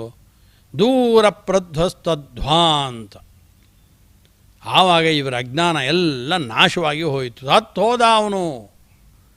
ಹೋಗಿದ್ದರಿಂದ ಏನಾಯಿತು ಅಂದರೆ ಕಣ್ಣು ಮುಚ್ಚಿಕೊಂಡು ಭಗವಂತನ ಧ್ಯಾನಕ್ಕೆ ಅಂತ ಇವರು ತೊಡಗಿದರೆ ಕಾಣಿಸ್ತಾ ಇದ್ದವನು ಹಿರಣ್ಯಕಶಿಪು, ಆಯುಧಧಾರಿಯಾಗಿರತಕ್ಕಂಥ ಹಿರಣ್ಯಕಶಿಪು ಇವರನ್ನು ಅಟ್ಟಿಸ್ಕೊಂಡು ಬರೋಂಗೆ ಕಾಣಿಸ್ತಾ ಇತ್ತು. ದೇವರನ್ನು ಧ್ಯಾನ ಮಾಡೋಕ್ಕಾಗ್ತಿರಲಿಲ್ಲ. ಆದ್ದರಿಂದ ಭಗವಂತ ಅವರನ್ನು ನಾಶ ಮಾಡಿದ ಕೂಡಲೇ ಇವರ ಅಜ್ಞಾನ ಎಲ್ಲ ವಿಪರೀತ ಜ್ಞಾನಗಳು ನಾಶವಾಗಿ ಮನಸ್ಸು ಶಾಂತವಾಯಿತು. ಪ್ರವಿತದ ಮನಸ ಭಾವಿತಾ ಭೂರಿಭಾಗೈಹಿ. ಮಹಾಭಾಗ್ಯಶಾಲಿಯಾಗಿರ್ತಕ್ಕಂಥ ದೇವತೆಗಳು ಅವರ ಮನಸ್ಸು ವಿಸ್ತಾರವಾಯಿತೀಗ. ವಿಸ್ತಾರವಾದ ಮನಸ್ಸಿನಿಂದ, ಶಾಂತವಾದ ಪ್ರಸನ್ನವಾದ ಮನಸ್ಸಿನಿಂದ, ಸತ್ವ ಸಂಶುದ್ಧಿಯನ್ನು ತಂದುಕೊಂಡ ಮನಸ್ಸಿನಿಂದ ಭಗವಂತನ ಕಡೆ ಧ್ಯಾನ ಮಾಡೋದಕ್ಕೆ ಇವರಿಗೆ ಸಾಧ್ಯವಾಯಿತು ಅಂತ ಆ ಮಂಗಳ ಶ್ಲೋಕದಲ್ಲಿ ಇದರ ಉಲ್ಲೇಖವನ್ನು ಮಾಡ್ತಾರೆ. ಭಾಗವತ ಗ್ರಂಥದಲ್ಲಿ ನರಸಿಂಹದೇವರು ಅವತಾರವನ್ನು ಮಾಡಿದ ಕೂಡಲೇ ಎಲ್ಲ ದೇವತೆಗಳು ಬಂದು ನಮಸ್ಕಾರವನ್ನು ಮಾಡಿ, ಬ್ರಹ್ಮದೇವರು, ಇಂದ್ರದೇವರು, ಶೇಷದೇವರು, ಗರುಡದೇವರು ಅಂತ ಪ್ರತಿಯೊಬ್ಬ ದೇವತೆಗಳು ಕೂಡ ಬಂದು ಆ ಭಗವಂತನನ್ನು ಸ್ತೋತ್ರ ಮಾಡ್ತಾ ಇದ್ದಾರೆ. ಹಾಗೆ ಸ್ತೋತ್ರ ಮಾಡಬೇಕಾದ್ರೆ ಇಂದ್ರ ದೇವತೆಗಳನ್ನು ಕರ್ಕೊಂಡು ಬಂದು ಸ್ತೋತ್ರ ಮಾಡಿದ್ದು ಇದನ್ನೇನೆ. ಇಷ್ಟು ದಿನ ನಮ್ಮ ಮನಸ್ಸಿನಲ್ಲಿ ಭಯದ ವಾತಾವರಣ ಇತ್ತು, ಈಗ ಚಿತ್ತದಲ್ಲಿ ಪ್ರಸನ್ನತೆ, ಸತ್ವ ಸಂಶುದ್ಧಿ ಉಂಟಾಗಿದೆ ನಮಗೆ. ಯಾಕೆ ಅಂದರೆ ನೀನು ಆ ರಾಕ್ಷಸನನ್ನು ಸಂಹಾರ ಮಾಡಿದ್ದರಿಂದ ಅಂತ ಇಂದ್ರದೇವರು ಪ್ರಾರ್ಥನೆ ಮಾಡ್ತಾರೆ.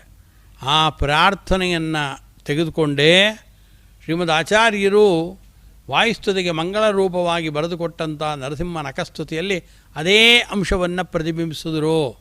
ಶ್ರೀಮತ್ಕಂಠೀರವಾಸ್ಯ ಪ್ರತತ ಸುನಖರಾಹ ದಾರಿತ ಅರಾತಿ ದೂರ ಪ್ರಧ್ವಸ್ತಧ್ವಾಂತ ಶಾಂತ ಪ್ರವಿತದ ಮನಸ ಭಾವಿತ ಭೂರಿಭಾಗೈಹಿ. ಆದ್ದರಿಂದ ಅಂಥ ಸತ್ವ ಸಂಶುದ್ಧಿ ಉಂಟಾಗಬೇಕಾದರೆ ಅದರ ಹಿಂದಿನ ಗುಣ ಏನಿದೆ, ಅಭಯಂ ಅಂತಿದಲ್ಲ, ಆ ಅಭಯ ಅನ್ನೋ ಗುಣ ನಮ್ಮಲ್ಲಿ ಪೂರ್ಣವಾಗಿರಬೇಕು. ಅದಕ್ಕೆ ಪ್ರಪ್ರಥಮವಾಗಿ ಎಲ್ಲ ಬೇರೆ ಗುಣಗಳು ನಮ್ಮ ಮನಸ್ಸಿನಲ್ಲಿ ಬಂದು ಕೂತ್ಕೊಳ್ಬೇಕಾದ್ರೆ ಈ ಅಭಯ ಅನ್ನೋದು ಒಂದು ದೃಷ್ಟಿಯಲ್ಲಿ ಕಾರಣವಾಗತ್ತೆ. ಆದ್ದರಿಂದ ಅದನ್ನು ಮೊದಲು ಉಲ್ಲೇಖ ಮಾಡಿದ ಕೃಷ್ಣ, ಅಭಯಂ ಸತ್ವ ಸಂಶುದ್ಧಿ. ಚಿತ್ತದಲ್ಲಿ ಪ್ರಸನ್ನತೆ ಇದ್ದರೆ ಆವಾಗ ಧ್ಯಾನವನ್ನು ಮಾಡ್ಬೋದು, ಮತ್ತೊಬ್ಬರು ಹೇಳಿದ್ದನ್ನು ಕೇಳ್ಬೋದು. ನಾವು ಪ್ರಸನ್ನ ಚಿತ್ತರಾಗಿರೋದ್ರಿಂದ ಬೇಕಾದಂತೆ ಬೇರೆ ಸ್ವತಂತ್ರವಾದ ಆಲೋಚನೆಗಳನ್ನು ಮಾಡ್ಬೋದು. ಇದೆಲ್ಲದಕ್ಕೂ ಕಾರಣ ಸತ್ವ ಸಂಶುದ್ಧಿ. ಅಂಥ ಸತ್ವ ಸಂಶುದ್ಧಿಯನ್ನು ಭಗವಂತ ನಮಗೆ ನೀಡಲಿ ಅಂತ ಪ್ರಾರ್ಥನೆಯನ್ನು ಮಾಡ್ತಾ ಆ ಭಗವಂತನ ಚರಣಾರವಿಂದಗಳಿಗೆ ಸಮಗ್ರ ಈ ಉಪನ್ಯಾಸದ ಕುಸುಮಗಳನ್ನು ಸಮರ್ಪಣೆ ಮಾಡ್ತಾ ಇದ್ದೇನೆ. ಹರಯೇ ನಮಃ. ಶ್ರೀಕೃಷ್ಣಾರ್ಪಣಮಸ್ತು. ಇಷ್ಟರವರೆಗೂ ಆಚಾರ್ಯರ ಅದ್ಭುತವಾಗಿರುವಂತಹ ವಾಗ್ಗಂಗೆಯಿಂದ ನಾವು ಮಿಂದು ಪವಿತ್ರರಾಗಿದ್ದೇವೆ. ಯಾವುದು ದೈವಿ ಸಂಪತ್ತು, ಯಾವುದು ಆಸುರಿ ಸಂಪತ್ತು ಎಂಬುದನ್ನು ಬಹಳ ಅದ್ಭುತವಾಗಿ ನಿರೂಪಣೆ ಮಾಡಿದ್ದಾರೆ. ಇನ್ನೊಬ್ಬರಿಗೆ ತೊಂದರೆ ಕೊಡಬಾರದು, ಆತ್ಮಪ್ರಶಂಸೆ ಮಾಡಿಕೊಳ್ಳಬಾರದು, ಇನ್ನೊಬ್ಬರಿಗೆ ಉಪಕಾರ ಮಾಡಬೇಕು ಎಂಬುವಂಥದ್ದೆಲ್ಲ ದೈವಿ ಸಂಪತ್ತಾದರೆ, ಭಗವಂತ ಇಲ್ಲ, ಜಗತ್ತಿಲ್ಲ, ನಾನೇ ದೇವರು, ನನಗಿಂತ ಬೇರೆ ಯಾರಿದ್ದಾರೆ ಎಂಬುವ ಹಿರಣ್ಯಕಶಿಪುವಿನ ಸ್ವಭಾವವೇ ಆಸುರಿ ಸಂಪತ್ತು ಎಂಬುವ ರೀತಿಯಲ್ಲಿ ನಿರೂಪಿಸಿರುವ ಆಚಾರ್ಯರಿಗೆ ಎಲ್ಲರ ಪರವಾಗಿ ಅಭಿವಂದನೆಗಳನ್ನು ಸಲ್ಲಿಸಿ, ಇನ್ನು ಮುಂದೆ ಗೀತಾ ಪಾರಾಯಣದ ಒಂದು ಪ್ರಸಂಗ, ನಾವೆಲ್ಲರೂ ಕೂಡ ಆ ಪಾರಾಯಣದಲ್ಲಿ ನಾವು ಸೇರೋಣ. ಅಥ ಶ್ರೀಮದ್ಭಗವದ್ಗೀತಾಸು ಉಪನಿಷತ್ಸು ಬ್ರಹ್ಮವಿದ್ಯಾಯಾಂ ಯೋಗಶಾಸ್ತ್ರೇ ಶ್ರೀಕೃಷ್ಣಾರ್ಜುನ ಸಂವಾದೇ ದೈವಾಸುರ ಸಂಪತ್ ವಿಭಾಗ ಯೋಗೋ ನಾಮ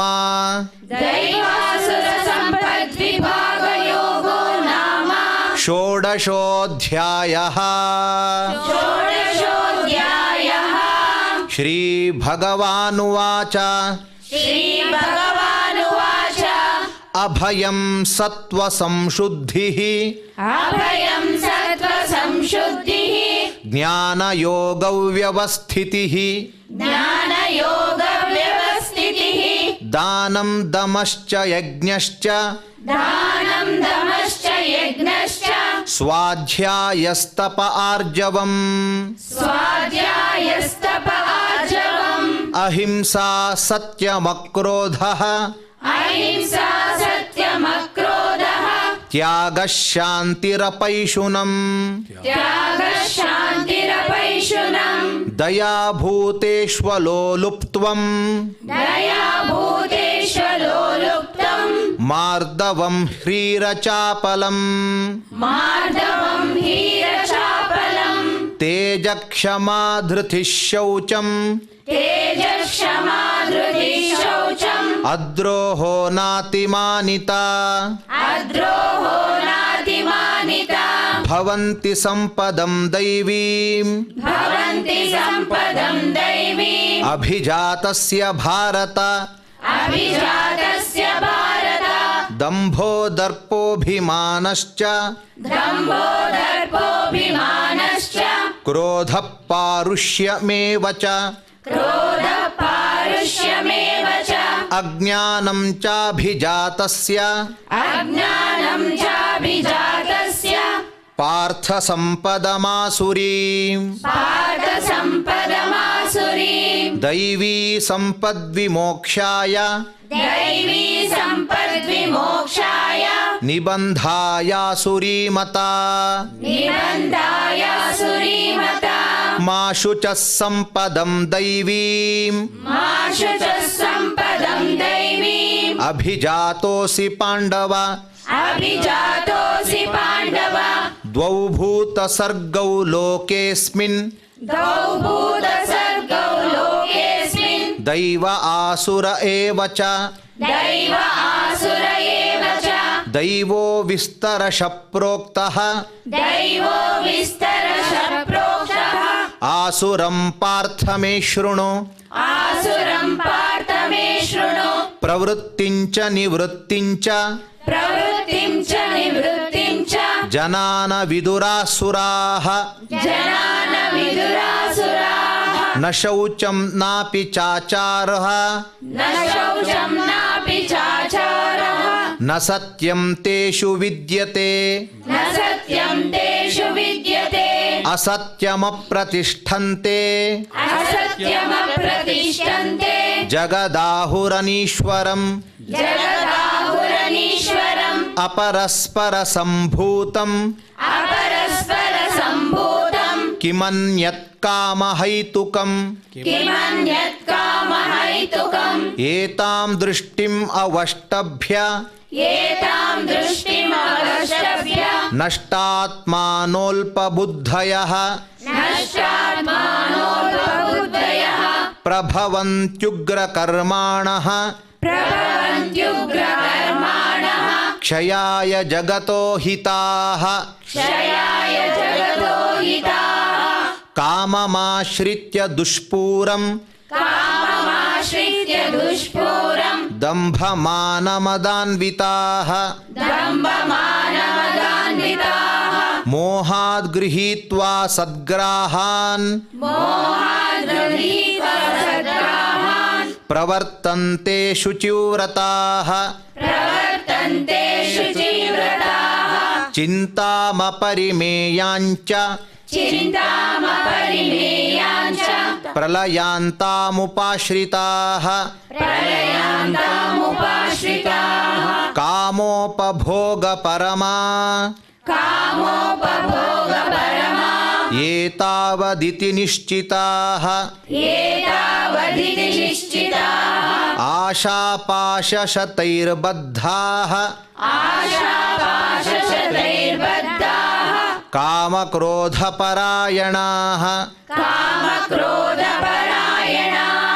ಈಹಂತೆ ಕಾಮಭೋಗಾರ್ಥಂ ईहन्ते कामभोगार्थम् ಅನ್ಯಾಯೇನಾರ್ಥಸಂಚಯಾನ್ अन्यायेनार्थसञ्चयान् ಇದಮದ್ಯ ಮಯಾ ಲಬ್ಧಂ इदमद्य मया लब्धम् ಇಮಂ ಪ್ರಾಪ್ಸ್ಯೆ ಮನೋರಥಂ इमं प्राप्स्ये मनोरथम् ಇದಮಸ್ತೀದಮಪಿ ಮೇ इदमस्तीदमपि मे ಭವಿಷ್ಯತಿ ಪುನರ್ಧನಂ भविष्यति पुनर्धनम् ಅಸೌ ಮಯಾ ಹತಃ ಶತ್ರುಃ असौ मया हतः शत्रुः ಹನಿಷ್ಯೇ ಚಾಪರಾನಪಿ हनिष्ये चापरानपि ಈಶ್ವರೋಹಮಹಂ ಭೋಗಿ ईश्वरोऽहमहं भोगी ಸಿದ್ಧೋಹಂ ಬಲವಾನ್ ಸುಖೀ सिद्धोऽहं बलवान् सुखी ಆಢ್ಯೋಭಿಜನವಾನಸ್ಮಿ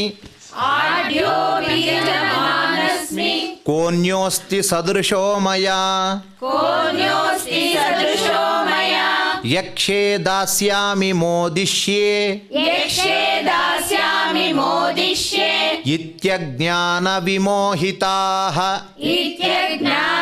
इत्यज्ञानविमोहिताः ಅನೇಕ ಚಿತ್ತ ವಿಭ್ರಾಂತಾಃ अनेकचित्तविभ्रान्ताः ಮೋಹಜಾಲ ಸಮಾವೃತಾಃ मोहजालसमावृताः ಪ್ರಸಕ್ತಾಃ ಕಾಮಭೋಗೇಷು प्रसक्ता कामभोगेषु ಪತಂತಿ ನರಕೇಷು ಚ पतन्ति नरकेषु च ಆತ್ಮಸಂಭಾವಿತಾಸ್ತಬ್ಧಾಃ आत्मसम्भाविता स्तब्धाः ಧನಮಾನಮದಾನ್ವಿತಾಃ धनमानमदान्विताः ಯಜಂತೆ ನಾಮ ಯಜ್ಞೈಸ್ತೆ यजन्ते नाम यज्ञैस्ते ದಂಭೇನಾವಿಧಿಪೂರ್ವಕಂ दम्भेनाविधिपूर्वकम् ಅಹಂಕಾರಂ ಬಲಂ ದರ್ಪಂ अहङ्कारं बलं दर्पं ಕಾಮಂ ಕ್ರೋಧಂ ಚ ಸಂಶ್ರಿತಾಃ कामं क्रोधं च संश्रिताः ಮಾಮಾತ್ಮಪರದೇಹೇಷು मामात्मपरदेहेषु ಪ್ರದ್ವಿಷಂತೋಭ್ಯಸೂಯಕಾಃ प्रद्विषन्तोऽभ्यसूयकाः ತಾನಹಂ ದ್ವಿಷತಃ ಕ್ರೂರಾನ್ तानहं द्विषतक्रूरान् ಸಂಸಾರೇಷು ನರಾಧಮಾನ್ संसारेषु नराधमान् ಕ್ಷಿಪಾಮ್ಯಜಸ್ರಮಶುಭಾನ್ क्षिपाम्यजस्रमशुभान् ಆಸುರೀಷ್ವೇವ ಯೋನಿಷು आसुरीष्वेव योनिषु ಆಸುರೀಂ ಯೋನಿಮಾಪನ್ನಾಃ आसुरीं योनिमापन्नाः ಮೂಢಾ ಜನ್ಮನಿ ಜನ್ಮನಿ मूढा जन्मनि जन्मनि ಮಾಮಪ್ರಾಪ್ಯೈವ ಕೌಂತೇಯ मामप्राप्येय कौन्तेय ತತೋ ಯಾಂತ್ಯಧಮಾಂ ಗತಿಂ ततो यान्त्यधमां गतिम् ತ್ರಿವಿಧಂ ನರಕಸ್ಯೇದಂ त्रिविधं नरकस्येदं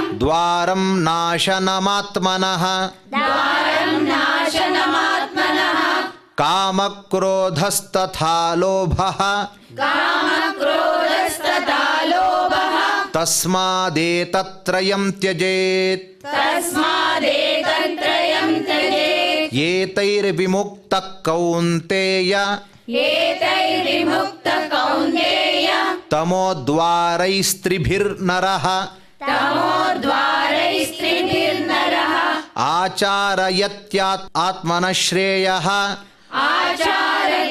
आचार्यमनश्रेयः ತತೋ ಯಾತಿ ಪರಾಂ ಗತಿಂ ततो याति परां गतिम् ಯಶಾಸ್ತ್ರವಿಧಿಮುತ್ಸೃಜ್ಯ यशास्त्रविधिमुत्सृज्य ವರ್ತತೆ ಕಾಮಕಾರತಃ वर्तते कामकारतः ನ ಸ ಸಿದ್ಧಿಮವಾಪ್ನೋತಿ न स सिद्धिमवाप्नोति ನ ಸುಖಂ ನ ಪರಾಂ ಗತಿಂ न सुखं न परां गतिम् ತಸ್ಮಾತ್ ಶಾಸ್ತ್ರಂ ಪ್ರಮಾಣಂತೆ तस्मात् शास्त्रं प्रमाणन्ते ಕಾರ್ಯಾಕಾರ್ಯೌ ವ್ಯವಸ್ಥಿತೌ कार्याकार्यव्यवस्थितौ ಜ್ಞಾತ್ವಾ ಶಾಸ್ತ್ರವಿಧಾನೋಕ್ತಂ ज्ञात्वा शास्त्रविधानोक्तम् ಕರ್ಮ ಕರ್ತುಮಿಹಾರ್ಹಸಿ कर्म कर्तुमिहारसि ಓಂ ತತ್ಸದಿತಿ ॐ तत्सदिति ಶ್ರೀಮದ್ಭಗವದ್ಗೀತಾಸು श्रीमद्भगवद्गीतासु ಉಪನಿಷತ್ಸು उपनिषत्सु ಬ್ರಹ್ಮವಿದ್ಯಾಯಾಂ ब्रह्मविद्यायां ಯೋಗಶಾಸ್ತ್ರೇ योगशास्त्रे ಶ್ರೀಕೃಷ್ಣಾರ್ಜುನ ಸಂವಾದೆ श्रीकृष्णार्जुन संवादे ದೈವಾಸುರ ಸಂಪದ್ವಿಭಾಗ ಯೋಗೋ ನಾಮ दैवासुर सम्पद्विभागयोगो नाम ಷೋಡಶೋಧ್ಯಾಯಃ. षोडशोऽध्यायः. ಭಗವಂತನು ಕೃಷ್ಣನು ಪಾರ್ಥನಿಗೆ ಉಪದೇಶ ಮಾಡಿದ್ದಾನೆ. ಹಾಗಾಗಿ ಅವರಿಬ್ಬರ ಚಿಂತನೆಯನ್ನು ಮಾಡಿದ ವ್ಯಕ್ತಿಗಳಿಗೆ ಎಲ್ಲ ಕಡೆ ಜಯ, ಎಲ್ಲ ಕಡೆ ಸಂಪತ್ತು, ಎಲ್ಲ ಕಡೆ ಅವರವರ ಅಂದುಕೊಂಡ ಕಾರ್ಯಗಳು ಈಡೇರ್ತದೆ ಎಂಬುದಾಗಿ ಕೃಷ್ಣ ಪರಮಾತ್ಮನೇ ತಿಳಿಸಿದ್ದಾನೆ. ನಾವೆಲ್ಲ ಅದನ್ನು ಹೇಳೋಣ. ಯತ್ರ ಯೋಗೇಶ್ವರ ಕೃಷ್ಣೋ यत्र योगेश्वर कृष्णो ಯತ್ರ ಪಾರ್ಥೋ ಧನುರ್ಧರಃ यत्र पार्थो धनुर्धरः ತತ್ರ ಶ್ರೀರ್ವಿಜಯೋ ಭೂತಿಃ तत्र श्रीविजयो भूतिः ಧ್ರುವಾ ನೀತಿರ್ಮತಿರ್ಮಮ. ध्रुवा नीतिर्मतिर्मम. ಮಾಡಿದ ಈ ಪಾರಾಯಣದಲ್ಲಿ ಅನೇಕ ತರಹದ ಲೋಪದೋಷಗಳು ಅಥವಾ ನಾನಾ ತರಹದ ಮನಸ್ಸಿನ ಚಾಂಚಲ್ಯದಿಂದ ಏನೋ ಯೋಚನೆ ಮಾಡಿರುವಂಥದ್ದು ಯಾವುದೇ ದೋಷಗಳಿದ್ದರೂ ಕೂಡ ಆ ಎಲ್ಲರ ಅಪರಾಧಗಳನ್ನು ಕ್ಷಮಾ ಮಾಡುವ ಭಗವಂತನಿಗೆ ಕ್ಷಮಾ ಪ್ರಾರ್ಥನೆಯನ್ನು ಮಾಡೋಣ. ಯದಕ್ಷರ ಪದಭ್ರಷ್ಟಂ यदक्षरपदभ्रष्टं ಮಾತ್ರಾಹೀನಂಚ ಯದ್ಭವೇತ್ मात्राहीनं च यद्भवेत् ತತ್ಸರ್ವಂ ಕ್ಷಮ್ಯತಾಂ ದೇವ तत्सर्वं क्षम्यतां देव. ನಾರಾಯಣ ನಮೋಸ್ತುತೇ. नारायण नमोऽस्तु ते. ಮೂರು ಕರಣಗಳು, ವಾಕ್ ಮಾತುಗಳು, ಮನಸ್ಸು ಮತ್ತು ಮೈ, ಈ ಮೂರು ಕಾಯಿಕ ವಾಚನಿಕ ಮಾನಸಿಕ ಅಂತ ಹೇಳಿದ್ದಾರೆ.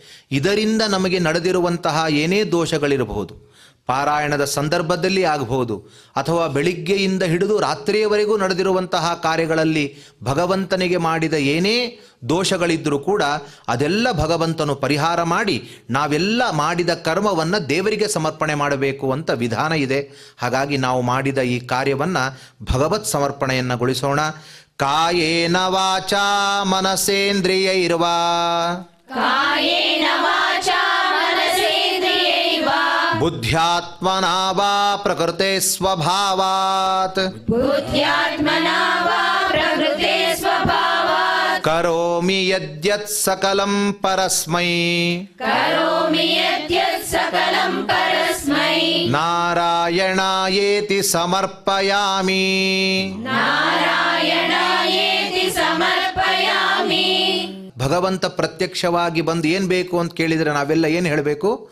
ಲೋಕಾ ಸಮಸ್ತ ಸುಖಿನೋ ಭವಂತು. ಸ್ವಾಮಿ, ನಾವೆಲ್ಲ ಈ ಜಗತ್ತಲ್ಲಿ ಸೇರಿದ್ದೇವೆ, ಜಗತ್ತು ಕ್ಷೇಮವಾಗಿತ್ತು ಅಂದರೆ ನಾವೆಲ್ಲರೂ ಕ್ಷೇಮವಾಗಿರ್ತೇವೆ. ಹಾಗಾಗಿ ಸಮಸ್ತ ರಾಷ್ಟ್ರವು ಸುಖವಾಗುವಂತೆ ನೀನು ಮಾಡಬೇಕು ಎಂಬುದೇ ನಮ್ಮೆಲ್ಲರ ಉದ್ದೇಶವಾಗಿದೆ ಎಂಬುದನ್ನು ನಾವು ದೇವರಲ್ಲಿ ಸೇರಿ ಪ್ರಾರ್ಥಿಸೋಣ.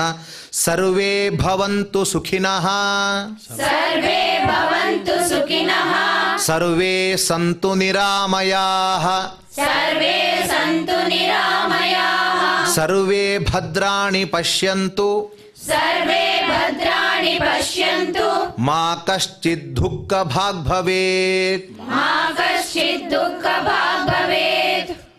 ಮುಂದೆ ಮಂಗಳವನ್ನು ನಾವೆಲ್ಲರೂ ಕೂಡ ಹೇಳೋಣ. ಭಗವಂತನು ಮಂಗಳನಾಗಿದ್ದಾನೆ, ಭಗವಂತನು ಗುಣಿಯಾಗಿದ್ದಾನೆ, ಭಗವಂತನು ಸೌಂದರ್ಯವಂತನಾಗಿದ್ದಾನೆ ಅಂದರೆ ನಮಗೂ ಭಗವಂತ ಸೌಂದರ್ಯ ಕೊಡ್ತಾನೆ, ನಮ್ಮನ್ನು ಗುಣಿಗೊಳ್ಳುವವನಾಗಿ ಮಾಡ್ತಾನೆ. ಹೀಗೆ ನಾವು ಅವನನ್ನು ಏನಂತ ಸ್ತೋತ್ರ ಮಾಡ್ತೇವೋ ಹಾಗೆ ನಮಗೆ ನೀಡುತ್ತಾನೆ. ಭಗವಂತನು ಮಂಗಳನಾಗಿದ್ದಾನೆ ಅಂತ ಮಂಗಳ ಹಾಡಿದರೆ ನಮ್ಮ ಜಗತ್ತಿಗೂ ರಾಷ್ಟ್ರಕ್ಕೂ ಮಂಗಳವನ್ನು ಉಂಟು ಮಾಡ್ತಾನೆ. ಹಾಗಾಗಿ ಮಂಗಳವನ್ನು ನಾವು ಹೇಳೋಣ. ಶ್ರಿಯಕಾಂತಾಯ ಕಲ್ಯಾಣ ನಿಧಯೇ ನಿಧಯೇರ್ಥಿನಾಂ, श्रीकान्ताय कल्याण निधये निधयेतिनाम्, ಶ್ರೀವೆಂಕಟನಿವಾಸಾಯ ಶ್ರೀನಿವಾಸಾಯ ಮಂಗಳಂ. श्रीवेङ्कटनिवासाय श्रीनिवासाय मङ्गलम्.